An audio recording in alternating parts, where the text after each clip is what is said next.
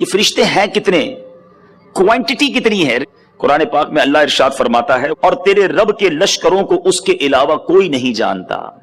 اللہ کے لشکر, اللہ کی مخلوق, سبحان اللہ. اور اب فرشتوں کے بارے میں میرے میٹھے اسلامی بھائیوں مختلف حدیثوں میں مختلف مقامات پر فرشتوں کی کیٹیگریز بیان ہوئی. تو اب ذرا غور کرتے ہیں کہ کتنی کیٹیگریز ہیں فرشتوں کی. چند بیان کرتا ہوں.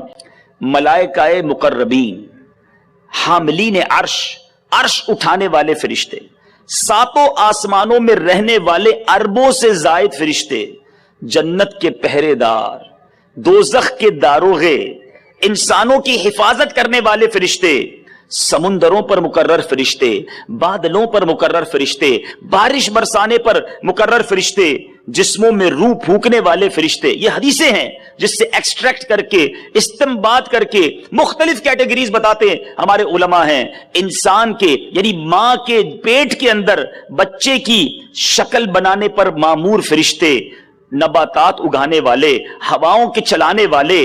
میرے بیچ اسلامی بھائیوں جمعے کے دن جو نمازی آتے ہیں ان کو لکھنے والے فرشتے, نماز کے لیے جو انتظار کرتے ہیں ان کے لیے دعا کرنے والے فرشتے.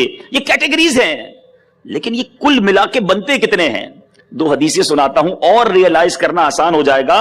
علامہ سخاوی رحمت اللہ تعالی علیہ فرماتے ہیں, بی بی عائشہ صدیقہ رضی اللہ تعالی عنہا فرماتی ہیں, ساتوں آسمانوں میں ایک قدم بالشت اور ہتھیلی کی مقدار کوئی ایسی جگہ نہیں جہاں کوئی فرشتہ رکوع, سجدے یا قیام میں موجود نہ ہو. پورا ایریا جو ہے بالشت بھر بھی جگہ نہیں ہے, اتنے فرشتے رب کی عبادت میں مصروف ہیں. اے میرے بیچ اسلامی بھائیوں, سعادت الدارین بڑی پیاری کتاب لکھی امام نبہانی نے. انہوں نے ایک حدیث نقل کی کہ فرماتے ہیں فرشتے اللہ کا سب سے بڑا لشکر ہیں. نبی پاک علیہ الصلوۃ والسلام فرماتے ہیں آسمان چرچرایا.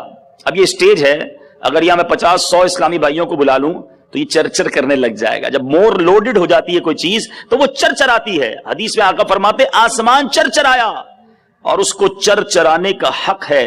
قدم بھر بھی ایسی جگہ نہیں جہاں کوئی فرشتہ رکوع یا سجدے یا قیام میں نہ ہو. اتنے فرشتے آسمانوں پر موجود ہیں, مگر ان سب کو کام کیا دیا ہوا ہے؟ ان اللہ وملائکتہ یصلون علی النبی. نبی پاک پر درود بھیج رہے ہیں کنٹینیو.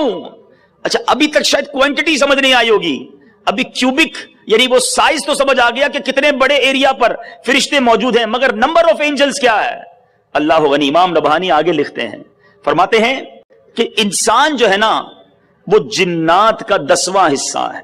پھر فرمایا انسان اور جنات مل جائے نا تو یہ خشکی کے جانوروں کا 10واں حصہ ہے. فرمایا خشکی کے جانور, انسان اور جنات سب ملا لو تو یہ پرندوں کا 10واں حصہ ہے. اچھا جناب اور آگے چلتے ہیں. فرمایا یہ سارے مل جائیں نا تو بحری جانوروں کا 10واں حصہ ہے. آگے چلتے ہیں. فرمایا سارے ملا لو تو یہ زمین پر موجود فرشتوں کا 10واں حصہ ہے. پھر فرمایا یہ سب ملا لو تو پہلے آسمان پر موجود فرشتوں کا یہ 10واں حصہ ہے. یہ سب ملا لو دوسرے آسمان پر موجود فرشتوں کا یہ 10واں حصہ ہے. کیلکولیٹ سب کو کرو, پھر یہ تیسرے آسمان پر موجود فرشتوں کا 10واں حصہ ہے. اسی حساب سے کیلکولیٹ کرتے چلے جاؤ, یہ 7ویں آسمان تک پہنچے گا. فرمایا یہ سارے مل کر کرسی پر موجود فرشتوں کے مقابلے میں چھوٹی سی جماعت بنتے ہیں. There is no calculator, کوئی کیلکولیٹر, کوئی کمپیوٹر فرشتوں کی, کیونکہ خود فرمایا نا کہ اللہ کا سب سے بڑا لشکر جو ہے وہ فرشتے ہیں. پھر آتا ہوں اسی بات کی طرف, کس نبی کے امتی ہو کہ رب نے اربوں خربوں, ارے خربوں بھی تھوڑا لفظ ہے, نہ جانے کتنے فرشتوں کو کس کام کا حکم دیا ہے. ان اللہ وملائکتہ یصلون علی النبی.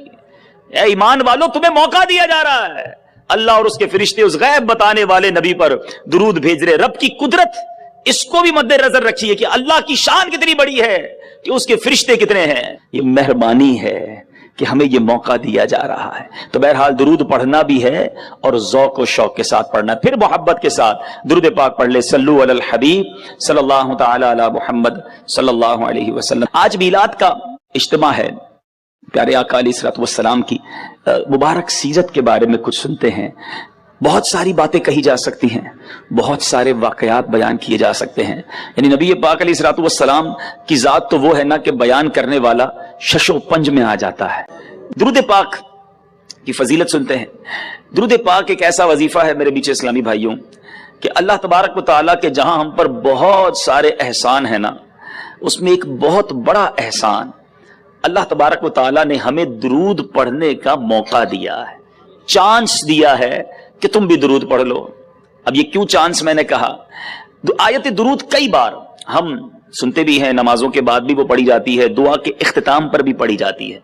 एक बार फिर मैं पढ़ देता हूं वो आयत, इन्नल्लाह व मलाइकतहु युसल्लूना अलन नबी या अय्युहल्लज़ीना आमनू सल्लू अलैहि व सल्लिमू तस्लीमा अल्लाहुम्मा सल्लि अला सय्यिदिना व मौलाना मुहम्मदिन अदद मा फी इल्मिल्लाहि सलातन दाइमतन बिदवामी मुल्किल्लाह। इस आयत दुरूद का तर्जमा क्या है? कई बार सुनी आयत, तर्जमे पर गौर किया कभी? शानदार तर्जमा, शानदार लेसन।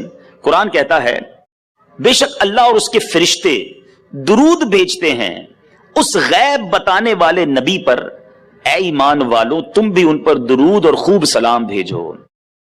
उलमा ने बहुत खूबसूरत बात इस आयत के तहत लिखी। हजरत आदम अलैहिस्सलातु वस्सलाम को यह एजाज दिया गया कि तमाम फरिश्तों को यह हुक्म दिया गया कि हजरत आदम अलैहिस्सलातु वस्सलाम को सजदा करें। ठीक है, उनकी रिस्पेक्ट की गई, उनको फरिश्तों को हुक्म दिया गया कि उन्हें सजदा करें। मुफस्सिरीन एक बात तो ये लिखते हैं कि हजरत आदम को भी जो सजदा करवाया गया ना, उसकी बड़ी वजह यह थी कि उनकी पेशानी में भी नूर मुस्तफा सल्लल्लाहु अलैहि वसल्लम जगमगा रहा था। दरअसल ये उस नूर को सजदा करवाया गया। और दूसरी खूबसूरत बात कि हजरत आदम अलैहिस्सलातु वस्सलाम को तो फरिश्तों ने सजदा किया और एक बार किया। मेरे आका की शान यह है कि न सिर्फ फरिश्ते बल्कि खुद रब अज़्ज़ा वजल नबी पाक पर दुरूद भेज रहा है। अच्छा, सजदा एक बार हुआ, दुरूद कितना पढ़ा जाता है? रोजाना एक बार, रोजाना 100 बार नहीं। जो कुछ अरबी ग्रामर जानते हैं वो जानते हैं कि युसल्लून, ये जो लफ्ज है ना, ये कंटिन्यू वर्ब के लिए आता है। तो मुसलसल अगर कोई काम हो रहा हो ये उसके लिए आता है। युसल्लून के माना ये बनते हैं कि अल्लाह और उसके फरिश्ते उस गैब बताने वाले नबी पर मुसलसल दुरूद भेज रहे हैं, कंटिन्यू ये दुरूदों की बारिश हो रही है। अब जरा जो काम रब फरमाए, फरिश्तों से करवाए, उसमें हमें भी मौका दे दे तो ये तो रब का एहसान है ना, है हम पर ये अल्लाह की कितनी बड़ी मेहरबानी है। हाँ, ये जरूर समझना जरूरी है, फरिश्तों का और हमारा दुरूद क्या होता है कि हम अल्लाह की बारगाह में दुआ करते हैं कि या अल्लाह हमारे आका पर रहमतों की बारिश नाजिल फरमा। रब की तरफ से जो दुरूद होता है वो अल्लाह की तरफ से रहमतों की बारिश और अल्लाह की तरफ से इनायतें नबी पाक अलैहिस्सलातु वस्सलाम पर नाजिल होती हैं।